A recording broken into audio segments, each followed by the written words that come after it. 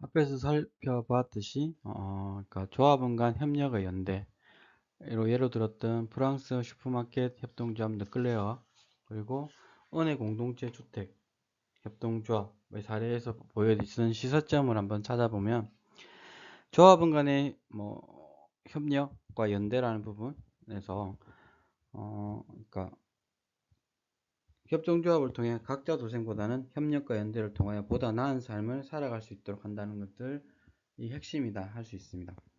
조합원 간의 협력과 연대를 통하여 협동조합이 성장할 수 있음을 보여주기도 했습니다.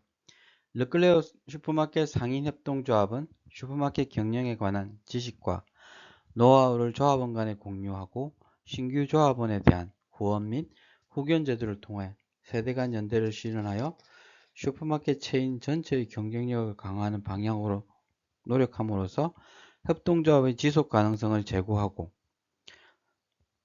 조합원 소유의 슈퍼마켓의 지속적인 발전의 보장성을 제고하고 있다는 점입니다.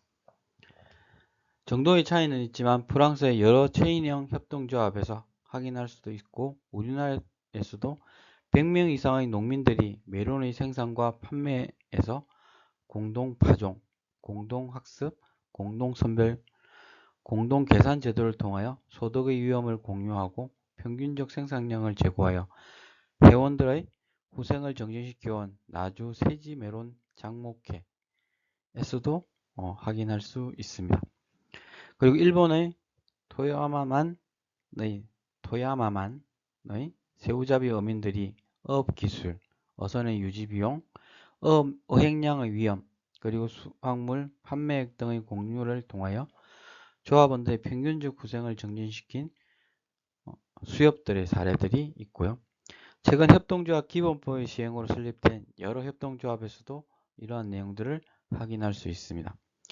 대표적으로 2013년 서울 강서구에 6명의 조합원이 설립하여 2020년 말에 77명의 조합원으로 증가하여 46억 원의 공동 매출을 기록한 온라인 판매자 협동조합에서도 조합원들이 사무 공간을 공유하고 온라인 판매 지식과 노하우를 공유하며 판매 물품과 물류센터를 공유함으로써 성과를 나타내고 있는 것으로 확인되고 있습니다.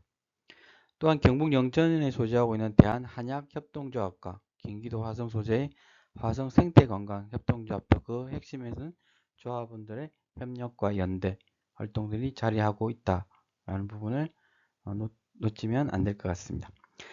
이어서 은혜협 공동체협동조합에서 보여준 주거공간과 여가민, 문화생활에서의 조합원 간의 높은 수준의 협력, 그리고 주거비용과 소득위험, 복지 측면에서의 조합원 간의 강한 연대 활동은 매우 인상적으로 보이지만 이보다 낮은 수준의 조합원들 간의 협력과 연대는 우리나라 아이급 생협이나 한살림, 두레생협, 행복중심 생협 등 소비자 생협의 조합원 마을 모임이나 각종 소비 모임 활동에서도 확인할 수 있습니다. 안성 의료복지사회적 협동조합에서의 조합원 내 건강소모임이나 건강리더 활동에서 확인할 수도 있는 부분입니다. 이렇게 협동조합을 통하여 조합원들이 보유한 지식, 정보, 공간, 물적 자원, 위험을 상호 공유하고 상호 협력함으로써 조합원의 평균적 후생이 정진한다는 점이 확인되었다고 할 수 있습니다. 동료로부터 학습이나 상호 학습을 통하여 인적 자본이 정진되어 경제성장이 촉진된다는 점, 최근 경제학 연구에서도 확인되고 있습니다. 협동조합 운동 추진자들이 주식회사는 자본 결합체인 반면에 협동조합은 인적 결합체를 강조해 왔는데 인적 결합체의 핵심은 조합원들의 협력과 연대를 통한 가치 창출에 있기 때문이라 할 수 있습니다. 이러한 조합원 간 협력과 연대는 협동조합의 소유 효과와 구별되는 협동조합 소유 형태 기업의 장점이라고도 할 수 있습니다. 이는 시장 계약의 비용과 기업 소유 비용으로 협동조합을 비롯한 기업 소유 형태의 진화를 설명한 한즈만 이론에서는 찾아보기 어려운 측면이라고도 할 수 있습니다. 소유 효과 그리고 조합원 간의 협력과 연대에 이어서 세 번째, 협동조합 간 협력과 연대 활용 사례, 그리고 시사점에 대해서 한번 보는데, 먼저 아이쿱 생협, 사업연합과 연대에 관련된 내용들을 한번 살펴보면, 아이쿱 소비자 생활협동조합, 줄여서 아이쿱 생협이라고 하는 것은 1998년에 21세기 생협연대의 이름으로 부천 생협 등 수도권 및 대전에 소재한 6개 협동조합과 4개 준회원조합의 뿌리를 두고 출발하여 20년 이상의 성장을 이룩하고 있다고 할 수 있습니다.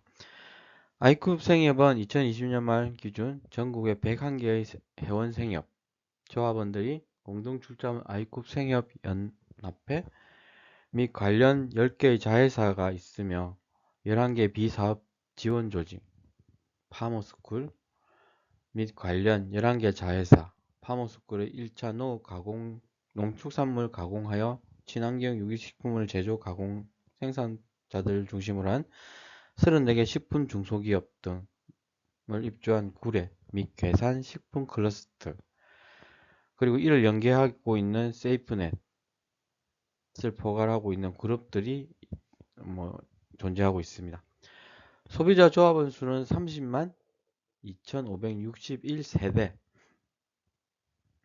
상근 임직원 수는 4163명, 공급계약을 체결한 농민 생산자는 2200명, 소비자 조합원들이 출자한 금액은 1668억 원을 포함하여 아이쿱 생협그룹의 자본금액은 1902억 원 정도에 달한다. 그리고 소비자 조합원에 대한 물품 공급액은 6,616억 원으로 243개 매장과 온라인을 통하여 공급되고 있다 라는 부분들 이걸 확인할 수 있고요.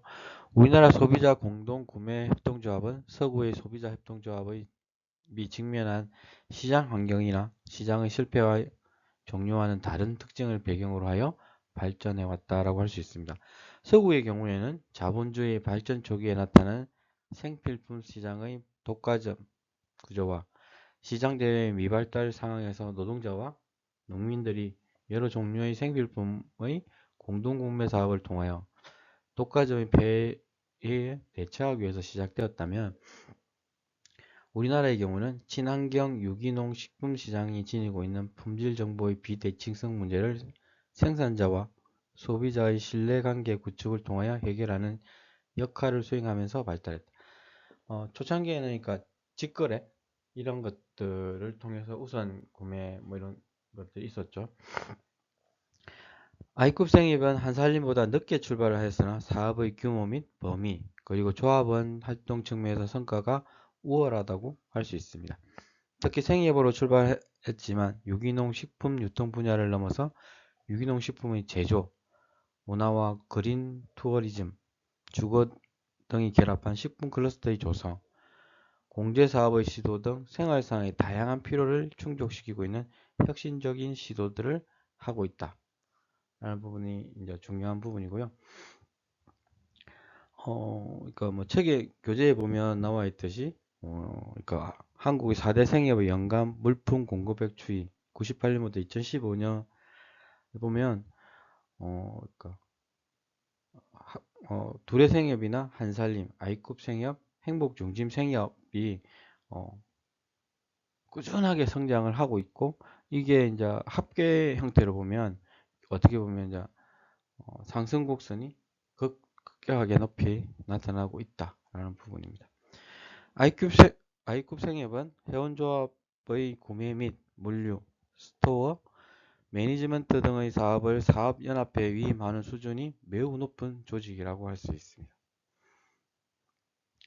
아이쿱 생협이 유통업의 본질에 천착하고 농산물 유통의 특성상 커다란 비중을 차지하는 물류비의 절감 목표를 실현하기 위한 협동조합형 체인 시스템의 구축 관점에서 회원생협과 연합사업조직의 관계를 설정하고 있다는 부분을 확인할 수 있고요. 이를 통해 주문 및 공급, 조달과 구매, 물류 등에서 조합 간 중복 투자와 중복 활동에 따른 낭비를 줄이고 전문성을 획기적으로 제고할 수 있었습니다.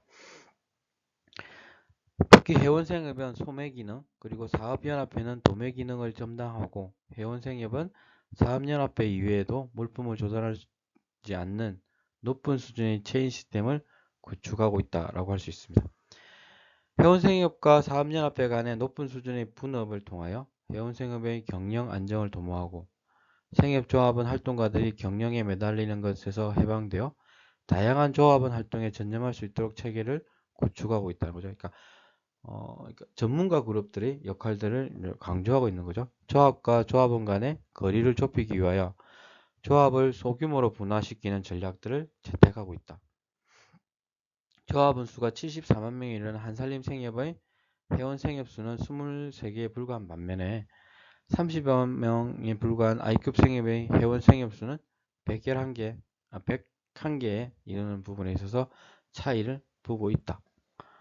I급 생협 연합회는 사업 규모가 확장됨에 따라 위계적 구조를 지닌 단일 조직의 확대 전략을 채택하는 대신에 자회사를 설립하고 이러한 자회사들의 네트워크 방식으로 의사결정 구조를 형성하는 조직 전략을 채택하고 있죠. I급 생협 연합회는 2018년 12월 말 현재 물류, 자연드림 매장 지원, 우리밀 제과, 하우징, 친환경 급식 등을 담당하는 9개의 자회사를 운영하고 있고 협동조합 교육, 연구, 상조, 대외협력 등을 담당하는 8개의 사회적 협동조합, 재단법인, 사단법인 등의 조직을 운영하고 있습니다. 그러니까 각각의 역할들에 따라서 시너지 효과를 내고 있다고 보시면 되겠죠.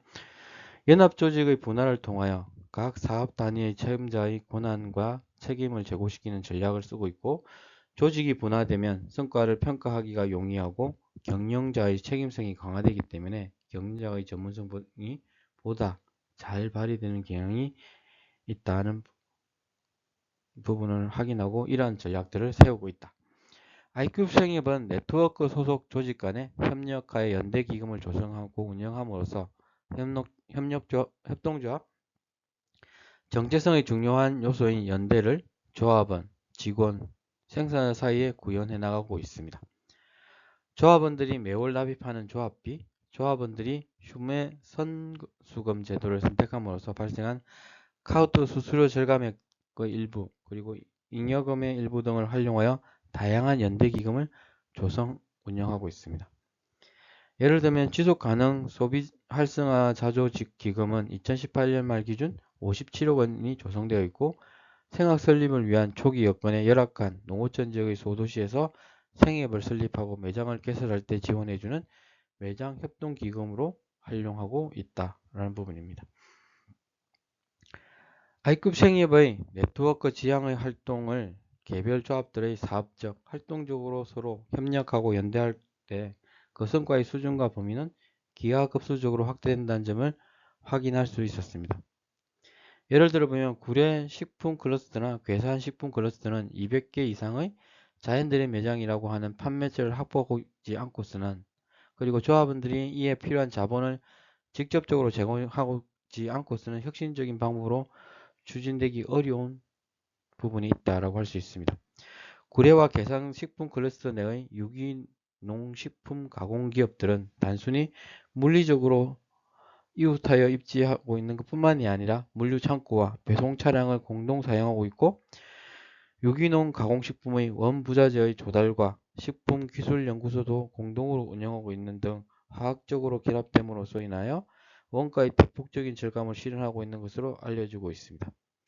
이러한 협력과 연대가 성사되기 위해서는 전략과 판단을 효과적으로 내릴 수 있는 집중화된 의사결정 구조 및 집단적 의사결정 비용의 절감에 기여하는 제도가 필요하다는 점을 시사해주고 있습니다. 이는 몬드라곤 협동조합의 복합체와 유사하다 라는 부분들이고요. 몬드라곤에 대한 부분을 한 번 더 공부해 보시라고 이야기 드렸습니다.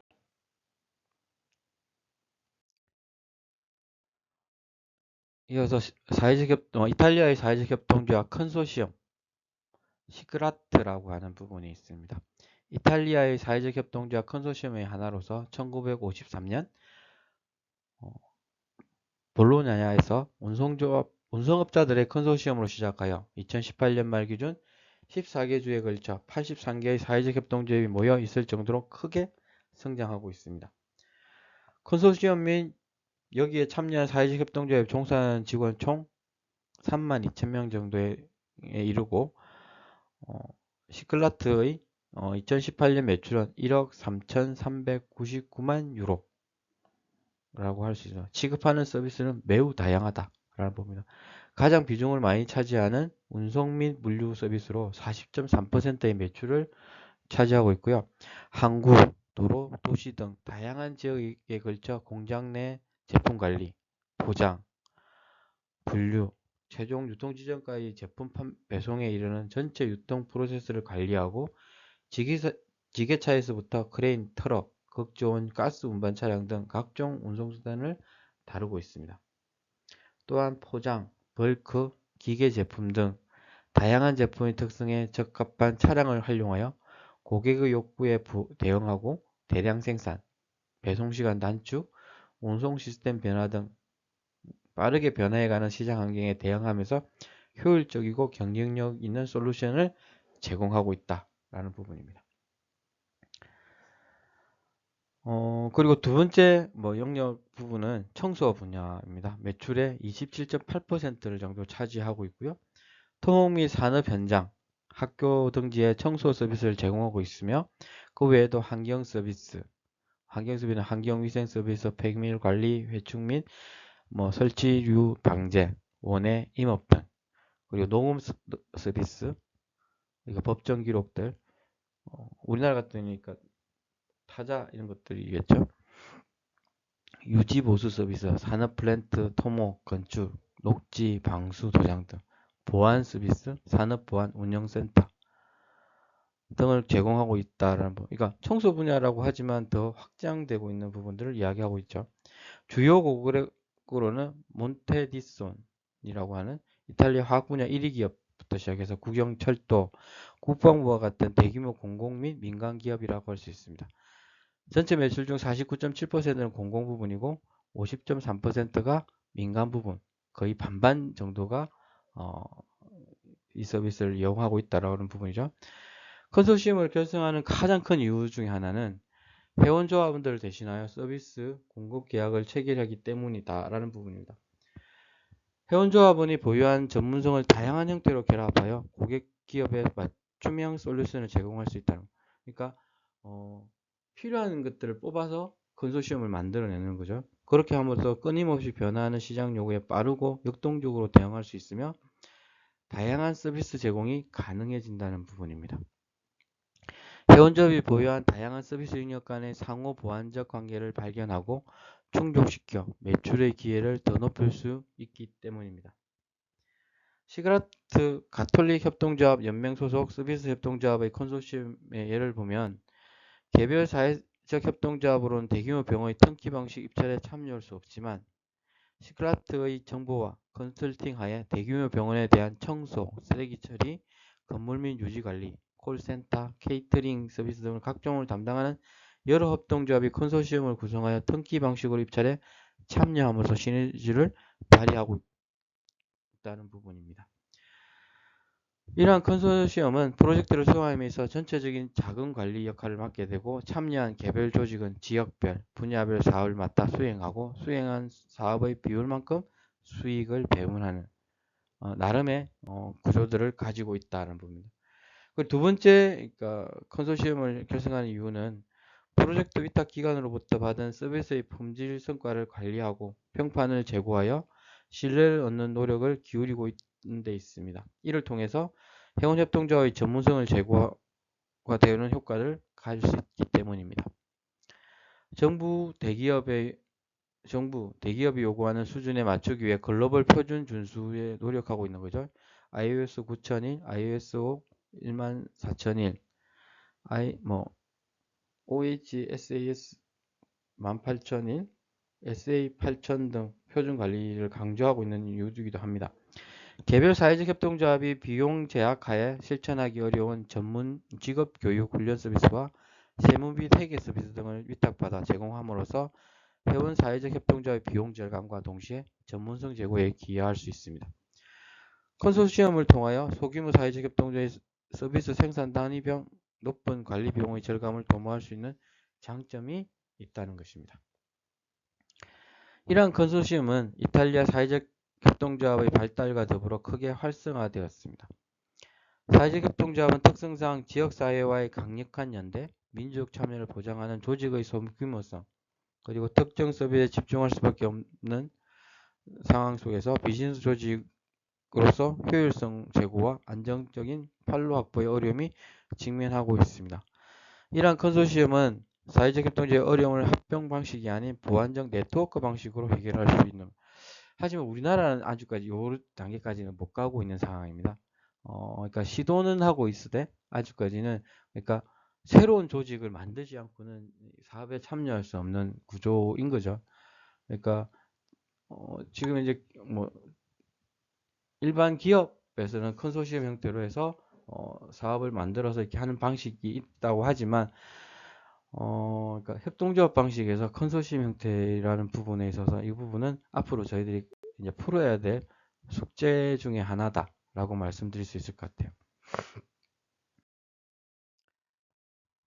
이어서 보면 협동조합 간 협력과 연대의 시사점을 한번 살펴보면 그러니까 앞에서 봤듯이 I급 생애의 높은 수준의 산업연합 조직화를 통해 가치 창출 사례는 회원생협과 사업연합회의 높은 수준의 분업, 사업연합회의 체인본부 기능의 강화, 물품 구매 기능의 중앙 집중화, 표준화된 상품 분류 및 물류의 효율화, 조합 소유 매장 및 온라인 쇼핑몰 개발 및 운영에 대한 사업연합회의 주소 조정 등이 유효할 수 있습니다.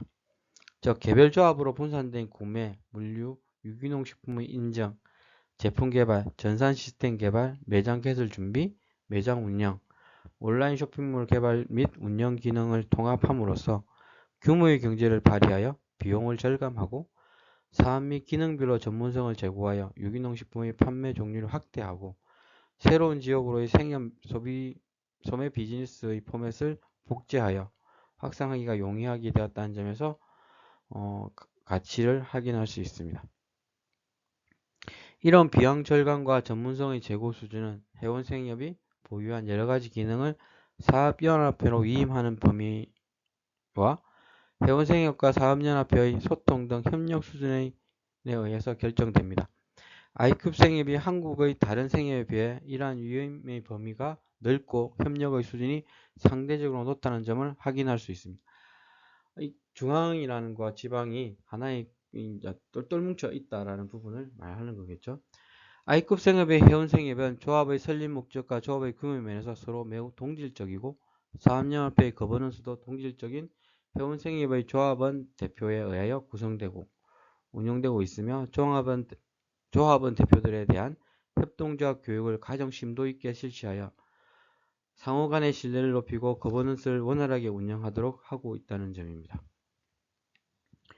회원생협과 사업연합회 그리고 회원생협 간의 상호 의존성이 높아지면서 I급 생협의 리더들은 체인 전체의 효율성과 평판 제고의 필요성에 대한 인식이 높아지게 되었습니다.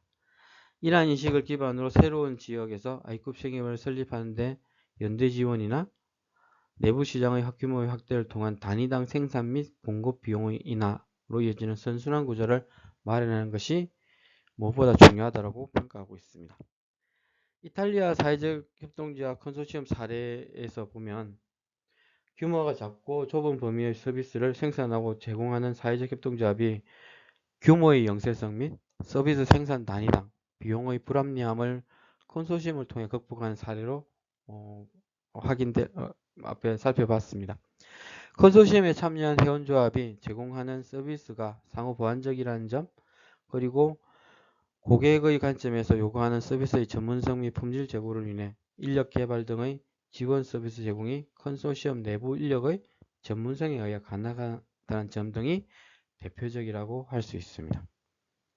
특히 이러한 컨소시엄에 참여하는 사회적 협동조의 취약계층의 일자리 창출과 유지 및 지역사회 통합이라는 사회적 가치 실현 목적의 동질성이 있고 이탈리아처럼 리더십이 강한 협동조합 연맹 조직이 잠재적 갈등 조정을 위한 거버넌스 지역 역할을 하면서 컨소시엄의 성과를 낼 수 있다는 점을 확인할 수 있었습니다. 이처럼 협동조합 간 사업 협력을 통한 가치 창출을 동종 업종 협동조합 간 사업 협력과 서로 다른 업종 간 혹은 기능 보유 협동조합 간 사업 협력 등을 통하여 이루어질 수 있으며, 여기에서 사례를 서술하지 않았지만 공식적 사업 조직이 아닌 네트워크와 클러스터를 통해 가치 창출도 할 수 있다는 부분. 뭐 이런 부분에 있어서 그러니까 다양한 시도들이 필요하다. 우리나라도 아직까지 뭐 협동조합이 만들어지면서 그게 그러니까 완벽한 성공을 이룬 부분이 뭐 사례가 없지는 않지만 그 속에서 다양한 시도들이 필요한 부분이 있다라는 것들을 체크를 했으면 좋겠고요.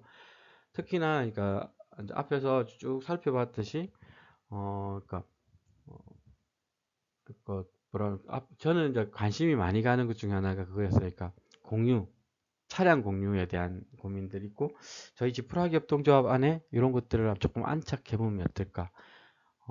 자립을 원하는 청년들한테 차량의 공유를 통해서 그 활동력들, 기동성들을 보장해주는, 그러니까 그런 것들이 이루어진다면 지역에서 그 친구들이 활동할 수 있는 영역들이 더다 많아지지 않을까라는 부분부터 시작해서 그러니까 뭐 I급 생협의 사례, 그리고 이탈리아의 이제 컨소시엄 사례, 이런 것들이 우리한테도 이제 다양한 시도로서 그리고 공공을 설득하는 부분들이 조금 필요하지 않을까라는 부분이었습니다.